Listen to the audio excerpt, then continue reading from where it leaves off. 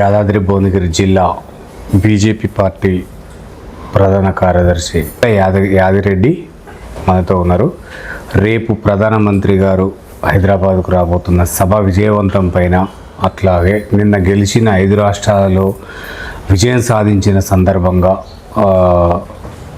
ఎలా ఉండబోతుంది, తెలంగాణ రాష్ట్రంలో అధికారంలోకి రాకపోవడానికి గల కారణాలు ఏంటి, వీటిపైన సార్తో మాట్లాడే పనిగా మనం ఉన్నాం. ఇప్పుడు సార్ని అడిగి క్షుణ్ణంగా వివరాలు తెలుసుకునే ప్రయత్నం చేద్దాం. నమస్తే సార్. నమస్కారం సార్. సార్, ఎట్లా ఉంది రేపు ప్రధానమంత్రిగా రావడానికి గల కారణాలు ఏంటి, ఆ సభను విజయవంతం ఏ విధంగా చేయబోతున్నారు సార్?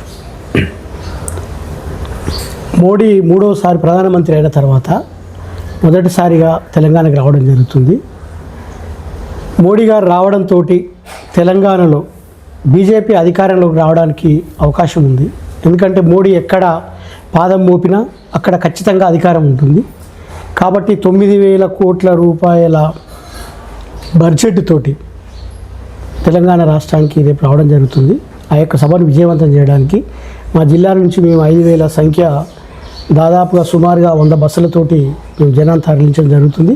వారు కూడా స్వచ్ఛందంగా బస్సులు మేము ఏర్పాటు చేస్తే స్వచ్ఛందంగా ప్రజలు ఈ యొక్క సభను విజయవంతం చేయడానికి రావడం జరుగుతుంది.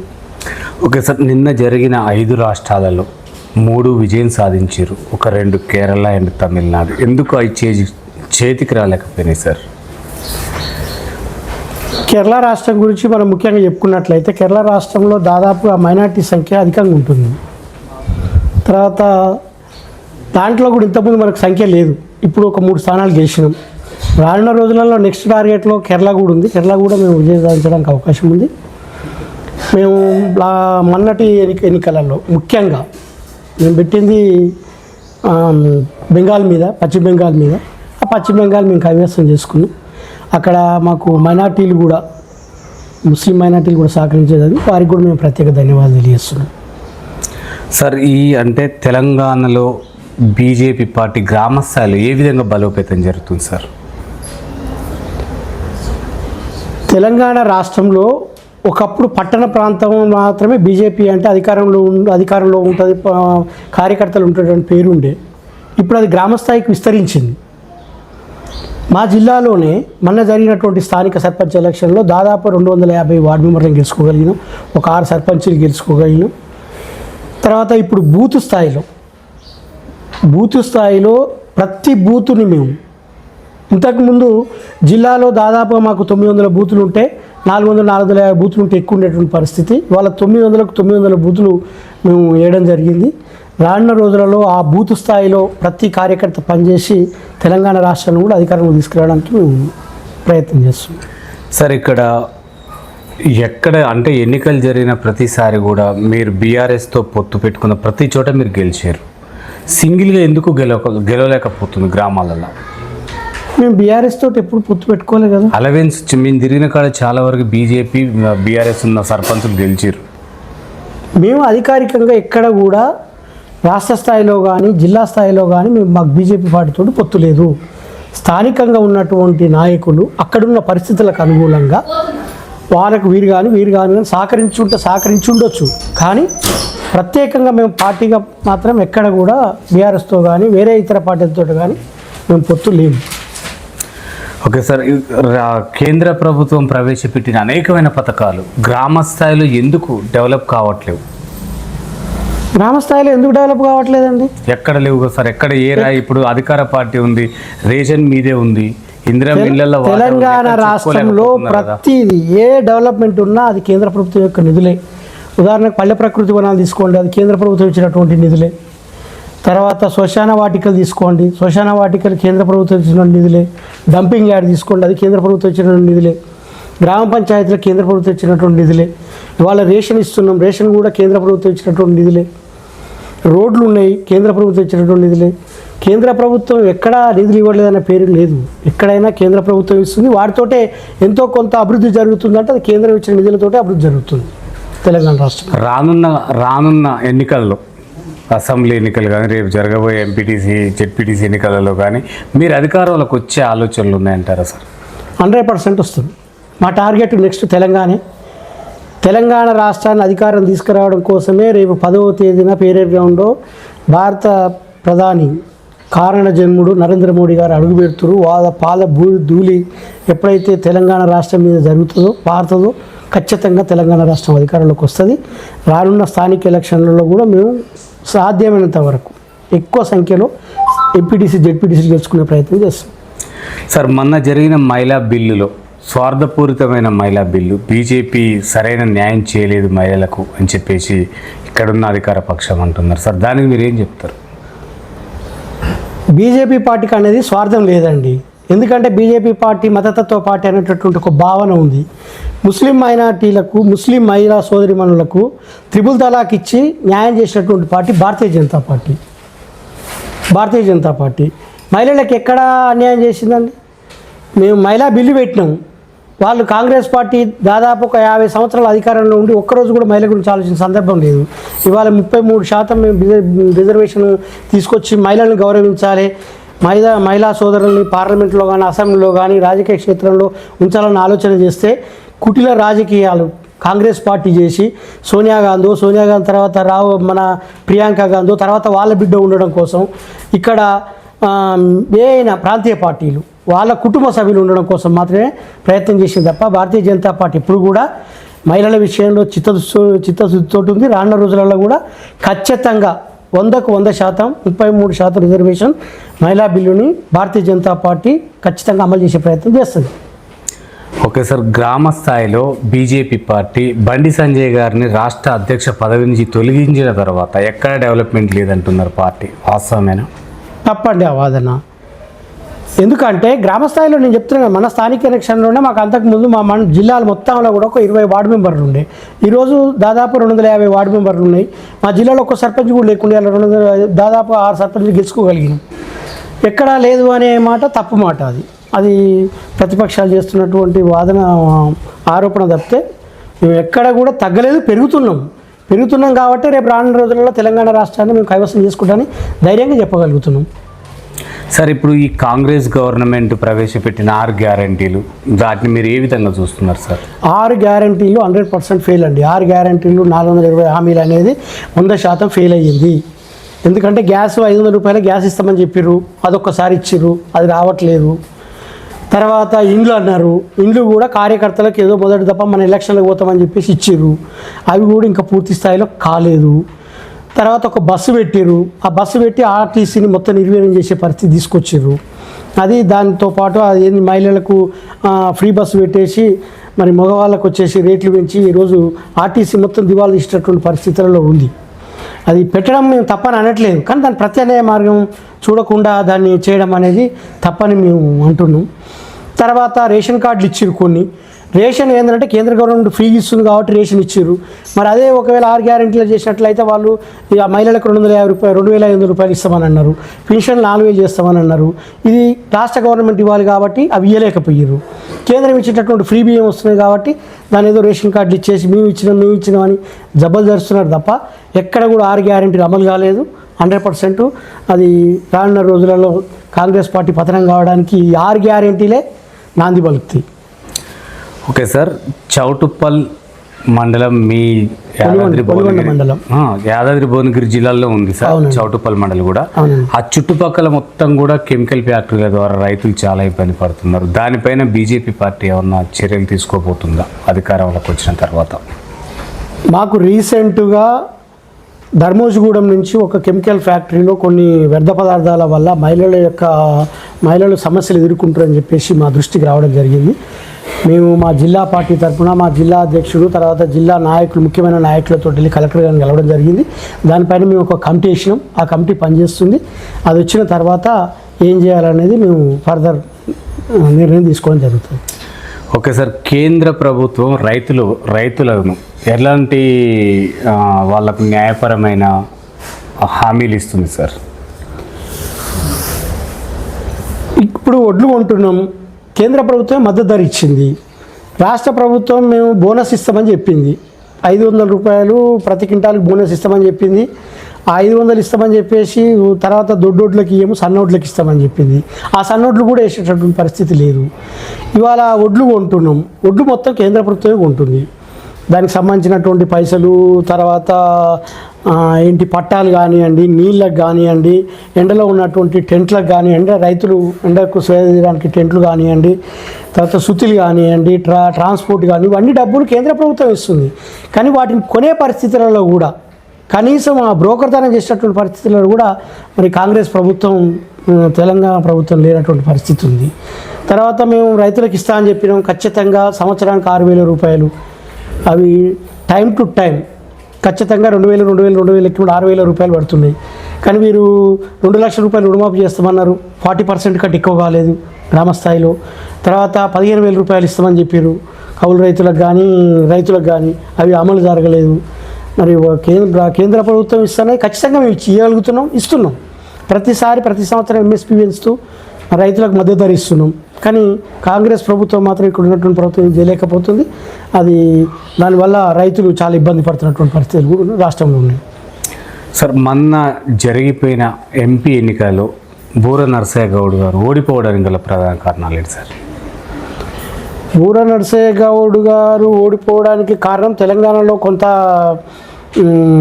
కుల రాజకీయాలు చేసి అది ఓడగొట్టిరు. కానీ వ్యక్తిగతంగా బూర నరసయ్య గౌడ్ గారు చాలా మంచి వ్యక్తి.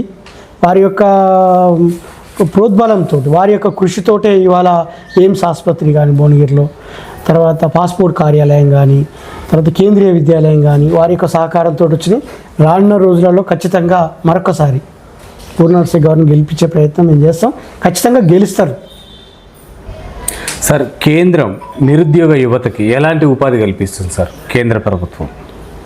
కేంద్రము నిరుద్యోగ యువతకు ఏ రకమైన అవకాశాలు కల్పిస్తుందంటే ఇండస్ట్రియల్ ఉన్నాయి. ఇండస్ట్రియల్ దాదాపు ఎక్కడ ఏ రాష్ట్రంలో అడిగినా కూడా ఇండస్ట్రియల్ పాలసీ ప్రకారం రాష్ట్రాలలో ఇండస్ట్రియల్ కేటాయించి వారికి ఉపాధి అవకాశాలు కల్పిస్తుంది. అది మన తెలంగాణ రాష్ట్రానికి కూడా ఇప్పుడు కొన్ని యూనివర్సిటీలకు రేపు ఫార్మసీ సిటీకి కూడా అటువంటి వాటికి కూడా శంకుస్థాపన చేస్తుంది. దానివల్ల ప్రత్యక్షంగా మేము ఇచ్చినటువంటి నిధులతోటే ఇక్కడ యువతకు ఉపాధి జరగడం జరుగుతుంది. సార్, రేపు ప్రధానమంత్రి గారు దేనిపైన దృష్టి ఎక్కువ సాధించబోతున్నారు మీరు జరగబోయే సభలో? ముఖ్యంగా తెలంగాణ 10 సంవత్సరాలు ఉన్నటువంటి టీఆర్ఎస్ ప్రభుత్వంలో కానీ, ఇప్పుడున్నటువంటి 2 సంవత్సరాల కాంగ్రెస్ ప్రభుత్వంలో కానీ అన్ని రకాలుగా ఇబ్బంది పడుతుంది. దాన్ని ముందుకు తీసుకెళ్లడం కోసం 9,000 కోట్ల రూపాయల బడ్జెట్ తోటి మోడీ గారు తెలంగాణ రాష్ట్రంలో అడుగుపెట్టడం జరుగుతుంది. అది ఖచ్చితంగా మేము డెవలప్ చేసే ప్రయత్నం చేస్తాం. మా పార్టీ ఇక్కడ అధికారం లేకపోయినప్పటికి కూడా, ప్రతిపక్షం పార్టీ అయినప్పటికి కూడా మాకు ఎటువంటి భేదభావం లేకుండా మేము తెలంగాణ రాష్ట్రానికి ఏ నిధులు అడిగినా ఇప్పటివరకు కాదనుకుంటా ప్రతిదీ కేంద్ర ప్రభుత్వం ఇవ్వడం జరుగుతుంది. సార్, ఇక గ్రామాలలో జరుగుతున్న ఉపాధి హామీ పని ఏదైతుందో దాన్ని వ్యవసాయానికి అనుసంధానం చేయాలని చెప్పేసి కొంతమంది ఉపాధి కూలీలు మా దృష్టికి తీసుకొచ్చారు. సార్, ఇది వ్యవసాయానికి అనుసంధానం చేస్తే ఏ విధంగా ఉంటుంది, సాధ్యమవుతుంది అంటారా? అది రైతులకు సంబంధించి మంచి ఆలోచన. కాకపోతే అది సాధ్యాసాధ్యాలని చెప్పేసి అది తెలుసుకోవాల్సిన అవసరం ఉంది. అది మనం నిర్ణయించేటటువంటి విషయం కాదు. దానిపైన ఒక కమిటీ ఉంటుంది, కమిటీ నిర్ణయిస్తే దాన్ని బట్టి రానున్న రోజులలో అనుసంధానం చేస్తుండొచ్చు కూడా. ఎందుకంటే అది రైతులకు ఉపయోగపడేటటువంటి స్కీమ్, అది చేయొచ్చు కూడా. సార్, మీరు జిల్లా నాయకులుగా ఉన్నారు సార్, కేంద్రంలో అధికారంలో ఉన్నారు. జిల్లా మీరుండి ఈ జిల్లాకు మీరు ఎలాంటి సేవలు అందిస్తున్నారు? ఈ తర్వాత మీరు పుట్టి పెరిగిన మీ గ్రామంలో మీరు చేస్తున్న సేవలు ఏ విధంగా ఉన్నాయి సార్? జిల్లా స్థాయిలో అంటే నేను జిల్లా స్థాయిలో పనిచేసేటటువంటి, అంటే నిధులు తీసుకొచ్చి పనిచేసేటటువంటి స్థాయి మనది కాదు. ఎందుకంటే ఇప్పుడు ముఖ్యమైనటువంటి వాళ్ళు చాలామంది ఉంటారు, మాకు ఎమ్మెల్యే లేడు. కాబట్టి కేంద్ర ప్రభుత్వం నుంచి ఇప్పుడు గుట్ట ఉంది, భువనగిరి గుట్ట ఉంది. గుట్ట పోర్టుకి మనం రోప్వే గురించి నిధులు శాంక్షన్ చేయడం జరిగింది. హైదరాబాద్కి వెళ్ళి యాదగిరి గుట్టకు MMTS ఇవ్వడం జరిగింది. చెప్పాను కదా ఇంతకుముందు ఎయిమ్స్, అదేవిధంగా పాస్పోర్ట్ కార్యాలయము, తర్వాత కేంద్రీయ విద్యాలయము, ఇవన్నీ జిల్లా స్థాయిలో జరిగినటువంటి పనులు. ముఖ్యంగా మా గ్రామానికి వచ్చేసి నేను 2 సార్లు ఇక్కడ వార్డు మెంబర్కి గెలవడం జరిగింది. లాస్ట్ టైము అంతకుముందు 2 సార్లు నేను వార్డు మెంబర్గా ఉన్నా. గ్రామ స్థాయిలో అంతకుముందు మా గ్రామంలో ఒక రకంగా చెప్పాలంటే చాలా వెనుకబడి గ్రామం. మాదిరెడ్డి సార్ ఉన్నప్పుడు కొంత డెవలప్ జరిగింది, తర్వాత వెనుకబడ్డది. మేము కొంత ప్రయత్నం చేసి, మేము వార్డు మెంబర్గా ఉన్నప్పుడు కొంత ప్రయత్నం చేసి సీసీ రోడ్లు కానీ, తర్వాత ఇప్పుడు ఉన్నటువంటి రోడ్డు మీరు చూసినట్లయితే అర్థమైంది. అంతకుముందు ఇంకా ఇప్పుడు మా గ్రామం వరకు మాత్రమే మేము తార్ రోడ్ కానీ సీసీ రోడ్ కానీ వేయలేదు. అదే నేలపట్ల మునుగోడు కాన్స్టిట్యున్సీ ఉంటుంది, అది ఇప్పటికి కూడా అదే విధంగా పని కాకుండా పెండింగ్లో ఉండిపోయింది అది. అవును సార్, ఇప్పుడు వరకట్పల్లి నుంచి నేలపట్ల పోయే రోడ్ అయితే చాలా దరిద్రంగా ఉంది. అది ఎక్కడ లోపం జరుగుతుంది? మా భువనగిరి కాన్స్టిట్యున్సీ వరకు, మా ఊరు వరకు మేము ప్రయత్నం చేసి వేయించుకోగలిగినాము. అవతలకి వచ్చేసి మునుగోడు కాన్స్టిట్యున్సీ కాబట్టి రాజగోపాల్ రెడ్డి గారి వారు అక్కడ ఎమ్మెల్యే గారు, మరి వారి ప్రయత్న లోపమా లేకపోతే వారి చేతగాంతనమా ఆ రోడ్ అట్లే మిగిలిపోయింది, అది ఇప్పటి వరకు కాలేదు. సార్, యువత మొత్తం కూడా మద్యానికి ఫోన్ బెట్టింగ్లకు బానిసలు అవుతున్నారు సార్. వీళ్ళలో చైతన్యం రావాలంటే ఎలాంటి చర్యలు తీసుకుంటే బాగుంటుందని మీ ఉద్దేశం సార్?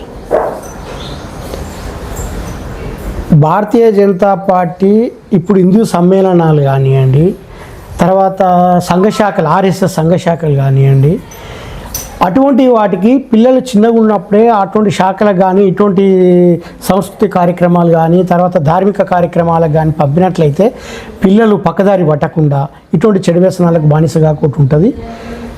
అది ఒక రకంగా మార్చడం. రెండవది, ప్రభుత్వం కూడా ఈ డ్రగ్ కానివ్వండి వ్యసనాలకు సంబంధించి మా ఊర్లో మేము మా వరకుడుపల్లి వరకు మేము ఎప్పుడైతే వార్డు మెంబర్ గెలిచిన 10 సంవత్సరాలు మద్యపాన నిషేధం పెట్టాం. మద్యపానం ఇప్పటికి కూడా మా ఊళ్ళో లేదు.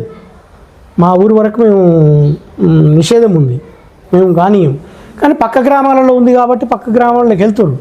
కాబట్టి సాధ్యమైనంత వరకు మద్యపాన నిషేధం లాంటిది ఏర్పాటు చేస్తే మరి ఈ యువత కొంత పక్కదారి పట్టకుండా ఉండడానికి అవకాశం ఉంటుంది. దీనిపైన ప్రభుత్వ నిఘా కూడా ఉండాలి, కానీ ప్రభుత్వం అటువంటి నిఘా లేదు. అది ప్రభుత్వం యొక్క చేతకాంతనం. దాంతో యువత కొంత ఇబ్బంది పడుతున్న పరిస్థితి కనబడుతుంది. సార్, ఈ రాష్ట్ర వ్యాప్తంగా దేశవ్యాప్తంగా మహిళలపై జరుగుతున్న అఘాయిత్యాలు చాలా జరుగుతున్నాయి సార్, రోజు ఒకటి చూస్తున్నాం.